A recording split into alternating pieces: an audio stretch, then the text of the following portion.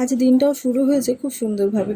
সকালবেলা উঠে বিশ্বনাথ মন্দিরে গিয়ে পুজো দিয়েছি। তারপরেই আমরা চলে গেছিলাম অন্নপূর্ণা মন্দিরে, ভোগ বিতরণ হচ্ছিলো, সেখানে ভোগ উপভোগ করতে। তারপরে রুমে এসেই একটু বেশ রেস্ট নিয়ে রেডি হয়ে গেলাম। দেখতেই পাচ্ছ একটু বেশ কেতকুত মারছিলাম, আয়না দেখলে যা হয় মেয়েদের। তারপরেই যেহেতু আমাদের হোটেলের কাছাকাছি ছিল হরিশ মুখার্জি ঘাট, তো ঘাটে চলে আসি এবং ওখানে অনেক যেহেতু ওটা বার্নিং ঘাট, তো দেখতেই পাচ্ছ সবসময় চুল্লি জ্বলতেই থাকে, কাঠে পোড়াতেই থাকে।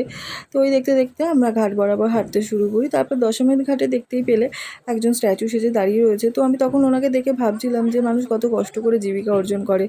ওনাকে প্রথম দিন আমি ভাবতেই পারিনি যে উনি ওটা স্ট্যাচু নয়, ওটা একজন মানুষ স্ট্যাচু সেজে দাঁড়িয়ে রয়েছে।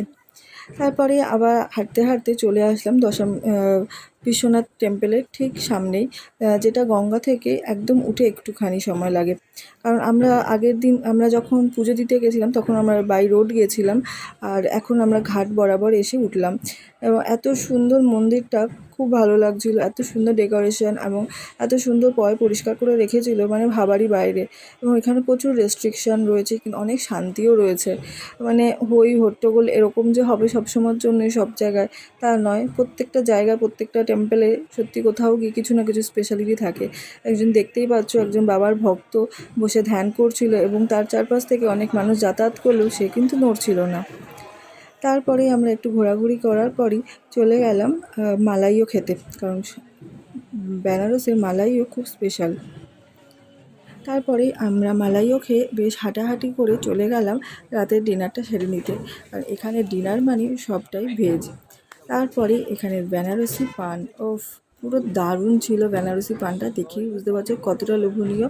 এইভাবে দারুণভাবে আমরা আজকের দিনটা উপভোগ করলাম। আর রাতে ছিল আমাদের একটা ছোট্ট ভাই খুব সুন্দর করে গান করে আমাদের রাতটা সুন্দর করে তুলল। এই বিছানাতে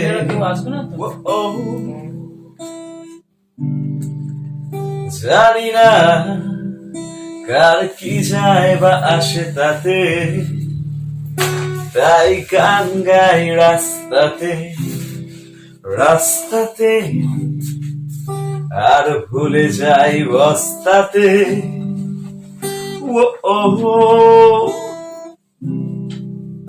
জীবন চলছে না আর সোজা পথে, দেখো আজও হাসি কোনো মতে, বেঁচে গেছি বলি হতে হতে। হয়তো মরে গেলে হতো বেশি ভালো, কেন এত সুখ ফেলে গেল জীবনের সেরা স্মৃতিগুলো।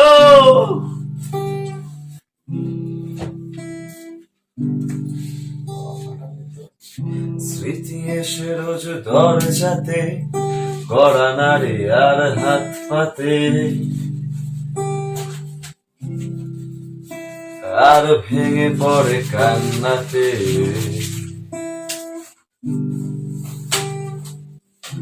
উৎপাতে হয়ে দিশে হারা, তার ভয় হই ঘর ছাড়া।